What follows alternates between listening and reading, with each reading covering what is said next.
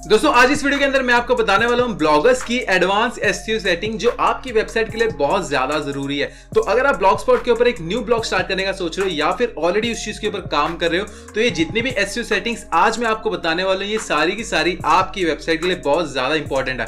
अगर आप इनमें से कोई भी सेटिंग्स नहीं करते हो तो आपकी वेबसाइट गूगल के ऊपर रैंक नहीं होगी। तो इसीलिए मेरी आप लोगों से ये रिक्वेस्ट है कि आज मैं आपको जितनी भी एसईओ सेटिंग्स बताने वाला हूं ब्लॉगर्स के ऊपर प्रैक्टिकली ये सारी की सारी आपको अपनी वेबसाइट के ऊपर अप्लाई करनी है ताकि आपकी वेबसाइट जल्दी से जल्दी गूगल के ऊपर रैंक हो। मैं नहीं चाहता हूं कि आप इनमें से कोई भी सेटिंग्स मिस करें। अगर आप वीडियो को स्किप करते हो तो हो सकता है कि आप कोई सेटिंग्स मिस कर जाओ और फ्यूचर में आपकी वेबसाइट गूगल के ऊपर रैंक ना हो। इसलिए अभी से आप इस वीडियो को ध्यान से देखिए और जितनी भी एसईओ सेटिंग्स है ध्यान से आपको अपनी वेबसाइट के ऊपर अप्लाई करें। तो हेलो एवरीवन, मेरा नाम है सतबीर और स्वागत है आपका मेरे यूट्यूब चैनल डिजिटल सतबीर के अंदर। दोस्तों अगर आप मेरे चैनल पे न्यू है या मेरी शक्ल को पहली बार देख रहे हैं थोड़ा जूम करिए। हाँ जी, इस शक्ल को अगर आप पहली बार देख रहे हैं तो अभी से जाके रेड कलर के सब्सक्राइब बटन पे क्लिक करें और साथ ही साथ बेल आइकन पे भी क्लिक करें ताकि फ्यूचर में आने वाली मेरी कोई भी ऐसी इंपॉर्टेंट और रीच वीडियो सबसे पहले आप तक पहुंचे। और साथ ही साथ एक और बात कि ये चैनल आपके लिए फ्री है तो जरूर से सब्सक्राइब करें। अब दोस्तों चलते हैं अपनी कंप्यूटर स्क्रीन के ऊपर जहां मैं आपको ब्लॉगर्स की एसईओ सेटिंग बता दूं। तो दोस्तों फर्स्ट चीज यहाँ पर आपको नोटिस करनी है वो ये कि ब्लॉगर का जो इंटरफेस है वो बहुत चेंज हो गया है। पहले जो आपको इंटरफेस मिलता था उसके अंदर थोड़े से चेंजेस आ गए हैं। अब यहाँ पर आप जब सेटिंग के ऊपर क्लिक करोगे तो आपको सारी की सारी सेटिंग एक ही पेज के अंदर मिल जाएगी, बट पहले आपको ड्रॉप डाउन मिलते थे। तो फर्स्ट चीज जो यहाँ पर आपको करनी है वो ये कि आपको टाइटल चेंज कर लेना है। जब आपने ब्लॉगर की वेबसाइट क्रिएट की होगी उस टाइम पे जो आपने टाइटल डाला होगा बाय डिफॉल्ट यहाँ पर वही टाइटल होगा। तो यहाँ पर आपको उस चीज को चेंज कर लेना है। अब इसके बाद आता है आपका डिस्क्रिप्शन वेबसाइट का। तो डिस्क्रिप्शन के अंदर आपको 500 वर्ड्स की लिमिट मिलती है, तो यहाँ पर आप 500 कैरेक्टर्स की लिमिट मिलती है। तो यहाँ पर आप जो भी आप डिस्क्रिप्शन डालोगे उसके अंदर आपको इंक्लूड करना है कि आपकी वेबसाइट किस बारे में है, किस कैटेगरी के ऊपर, किस नीश के ऊपर आप यहाँ पर ब्लॉग लिखते हो, ताकि गूगल को पहचानने में आसानी हो कि आप किस कैटेगरी के ऊपर काम कर रहे हो। और यहाँ पर आपको टाइटल और डिस्क्रिप्शन दोनों जगह पे आपको यहाँ पर कीवर्ड्स को यूज करना है, अच्छे खासे कीवर्ड यूज करने जिससे आपको रैंकिंग में हेल्प होगी। अब यहाँ पर आती है आपकी ब्लॉग लैंग्वेज कि आप ब्लॉग किस लैंग्वेज में लिख रहे हो। यहाँ पर आपको मल्टीपल लैंग्वेजेस मिल जाती है, तो जो भी आप लैंग्वेज में लिख रहे हो यहाँ पर आपको लैंग्वेज को चूज कर लेना है। तो यहाँ पर आप अगर हिंदी में लिख रहे हो या इंग्लिश में लिख रहे हो जो भी है आपको यहाँ पर लैंग्वेजेस मिल जाएगी। अब यहाँ पर अगर आप मल्टीपल लैंग्वेजेस में लिखते हो, जैसे आप हिंदी में भी लिखते हो इंग्लिश में भी लिखते हो, तो यहाँ पर आपको प्रीफर करना है कि आपकी प्राइमरी लैंग्वेज क्या है, इंग्लिश है या हिंदी है।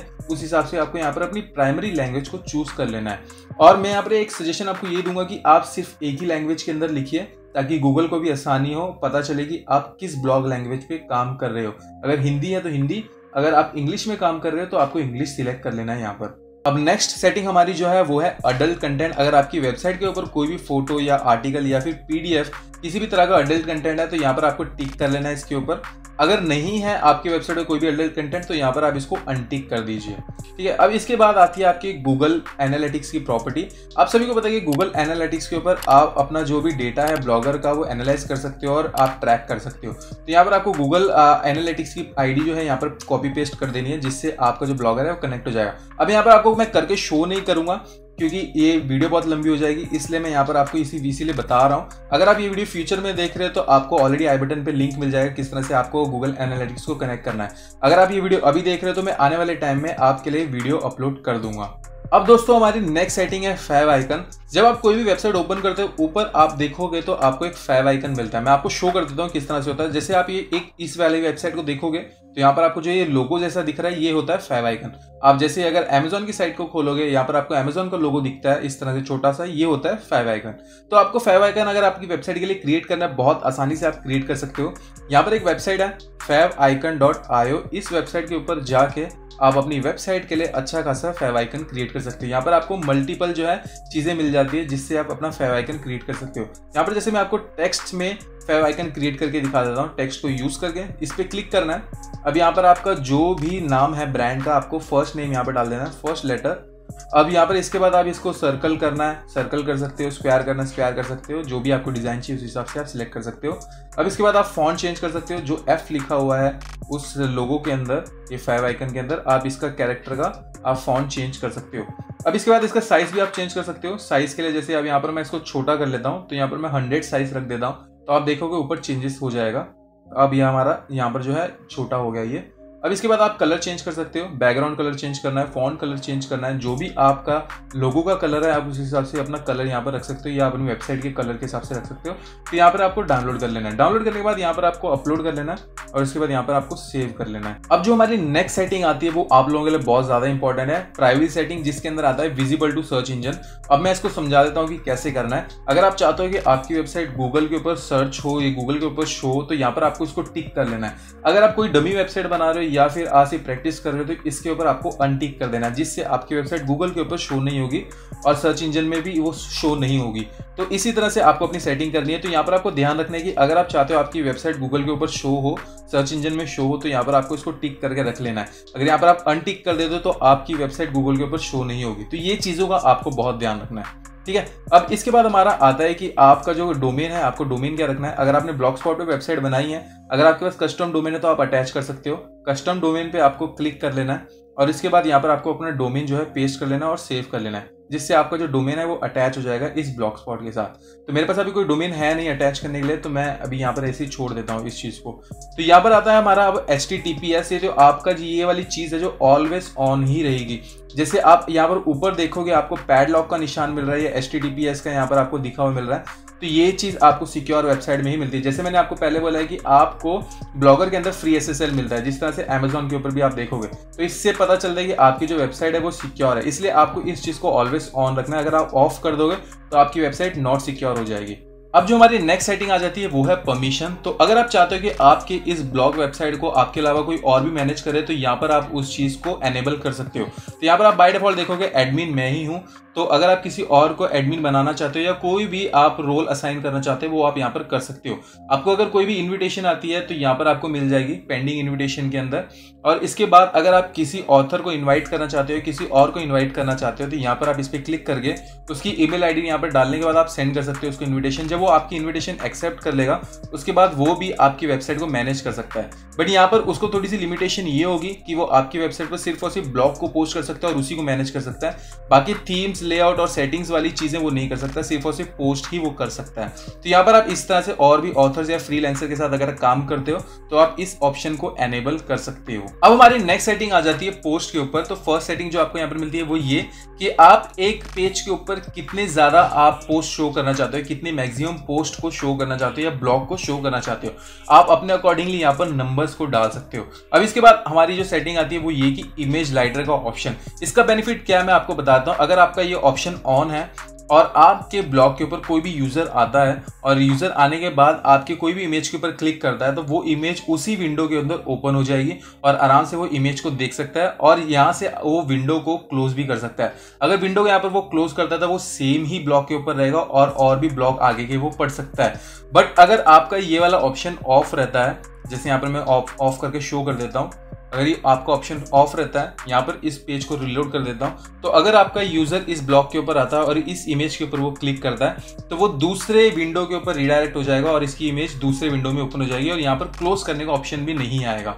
तो ये वाला बहुत ज्यादा ड्रॉबैक है आपके यूजर के लिए, आपके ब्लॉग एक्सपीरियंस के लिए, यूजर एक्सपीरियंस के लिए। तो यहाँ पर आपको इस ऑप्शन को ऑलवेज ऑन ही रखना है क्योंकि इसका बहुत ज्यादा बेनिफिट आपको मिलने वाला है। अब नेक्स्ट जो हमारा ऑप्शन है सेटिंग के अंदर वो ये कि आपको कमेंट की लोकेशन डिसाइड कर लेनी है। अगर आप एम्बेड लोकेशन रखते हो अपनी कमेंट की तो आपको मैं शो कर देता हूँ किस तरह से वो शो होगी आपके ब्लॉग के ऊपर।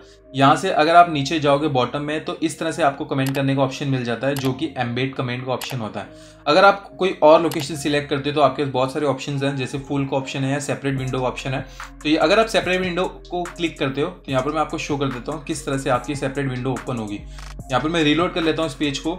अब आप यहाँ पर नीचे बॉटम में जाओगे तो बॉटम में आपको यहाँ पर पोस्ट कमेंट का ऑप्शन मिल जाता है। अगर आप इस ऑप्शन के ऊपर क्लिक करते हो तो इस तरह से आपका अलग से एक सेपरेट विंडो ओपन होगा जिसके अंदर यूजर कमेंट कर सकता है। तो अपने यूजर एक्सपीरियंस के हिसाब से किस तरह से आप विजिटर्स को एक एक्सपीरियंस देना चाहते हो उस हिसाब से यहाँ पर आप अपना लोकेशंस को सिलेक्ट कर सकते हो। अब इसके बाद परमिशन आती है कि हु कैन कमेंट, आप किसको परमिशन देना चाहते हो अपने ब्लॉग के ऊपर कमेंट करने के लिए। अगर आप एनीवन कर देते हो तो बहुत ज्यादा चांसेस है कि आपकी उस ब्लॉग के ऊपर स्पैम लिंक्स आएंगे और आपकी वेबसाइट हैक भी हो सकती है। तो ये वाले चांसेस है, इसलिए आपको एनीवन पे क्लिक नहीं करना है और आपको सिर्फ और सिर्फ यूजर विद गूगल अकाउंट को ही क्लिक करना है। आप चाहो तो मेंबर्स विद ब्लॉग को भी कर सकते हो, बट अगर आपके कोई मेंबर नहीं है तो आप यूजर विद गूगल अकाउंट के साथ ही जाइए। कमेंट मॉडरेशन आपको ऑलवेज रखना है। यहाँ पर अगर आप ऑलवेज रखते हो तो आपको परमिशन मांगेगा कि आपको ये कमेंट पोस्ट करना है कि नहीं करना है आपकी ब्लॉग के ऊपर। तो ये आसान हो जाता है कि आपके वेबसाइट के ऊपर जो भी स्पैम लिंक्स आने वाले हैं उससे आप बच सकते हो।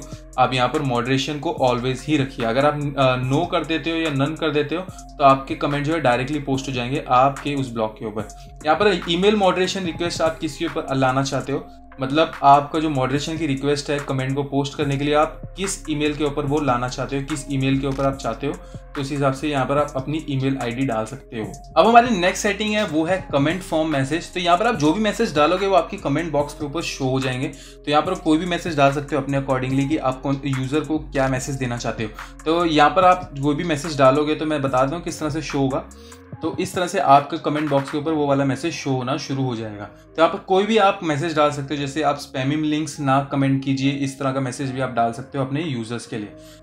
अब इतनी सेटिंग्स हो जाने के बाद आपको नीचे स्क्रॉल डाउन करना है। स्क्रॉल डाउन करने के बाद यहाँ पर आपको मेटा टैग्स का ऑप्शन मिल जाता है। तो यहाँ पर आपको सर्च डिस्क्रिप्शन को एनेबल कर लेना है, जिससे आपको सर्च डिस्क्रिप्शन डालने का ऑप्शन मिल जाएगा। तो यहाँ पर आप जब नीचे इस पर क्लिक करोगे तो यहाँ पर आपको कीवर्ड्स को यूज करना है अपने सर्च डिस्क्रिप्शन के अंदर।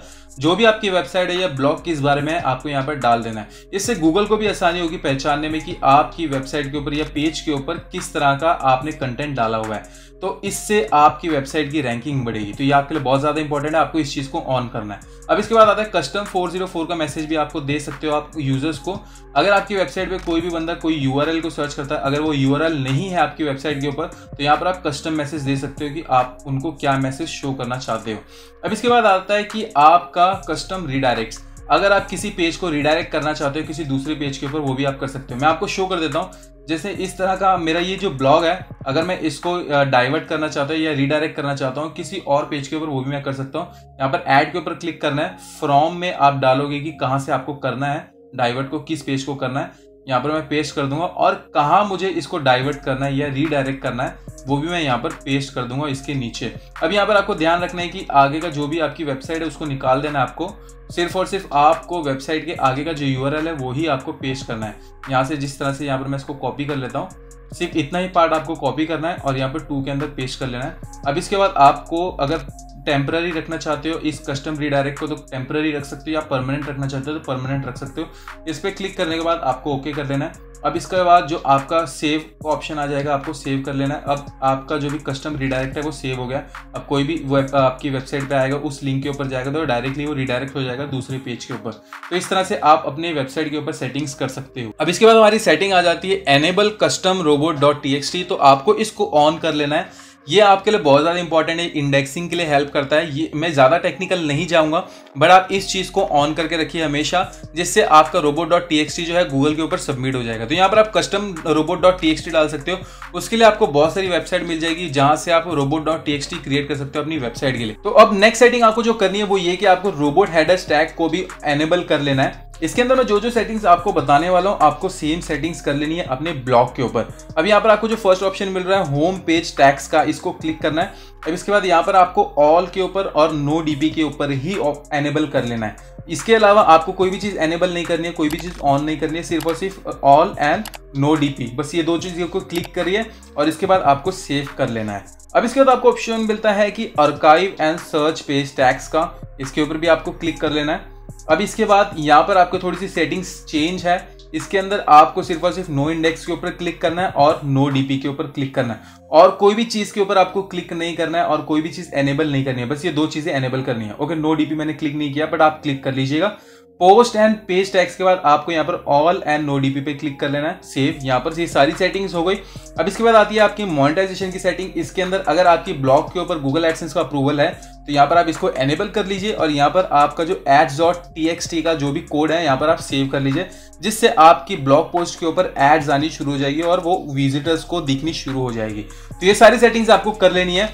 अब यहाँ पर आपको मेटा टैग्स आपने ऑन किया था, इसका बेनिफिट मैं आपको बता देता हूँ। आप जो भी ब्लॉग पोस्ट डालोगे उसके ऊपर आपको एक ऑप्शन मिल जाता है सर्च डिस्क्रिप्शन का, तो आप पर्टिकुलर पोस्ट के लिए एक अलग अलग सर्च डिस्क्रिप्शन डाल सकते हो, जो आपका मेटा डिस्क्रिप्शन आप बोल सकते हो, जो आपके गूगल के ऊपर शो होगा और इसके अंदर आपको कीवर्ड्स को यूज कर लेना है। ये सारे बेनिफिट्स आपको यहाँ पर मिल जाएंगे मेटा टैग्स को ऑन करने के बाद। ये सारी सेटिंग्स जैसे मैंने आपको बताई है वैसी की वैसी आपको कर लेनी है। तो दोस्तों इस तरह से आपको अपनी ब्लॉगर्स की वेबसाइट के ऊपर ये सारी की सारी एसईओ सेटिंग्स करनी है, जिससे फ्यूचर में आपकी वेबसाइट गूगल के ऊपर जल्दी से जल्दी रैंक हो। अगर आपको कोई भी सवाल है तो आप मुझे कमेंट सेक्शन में पूछ सकते हैं या फिर आप मुझे इंस्टाग्राम पे डीएम भी कर सकते हैं। और अगर आपने मुझे अभी तक इंस्टाग्राम पे फॉलो नहीं किया तो अभी से जाके फॉलो कर लीजिए, क्योंकि मैं वहां पर भी पोस्ट डालता रहता हूं जो आप लोगों के लिए बहुत यूजफुल रहती है। तो अगर आपको ये वीडियो पसंद है, इस वीडियो को लाइक कीजिए, साथ साथ शेयर भी कीजिए, और मेरे चैनल को सब्सक्राइब नहीं किया तो चैनल को भी सब्सक्राइब कर लीजिए और बेल आइकन पे भी क्लिक करना ना भूलिए। तो दोस्तों मिलते हैं आपको अगली वीडियो में, तब तक के लिए good bye and take care.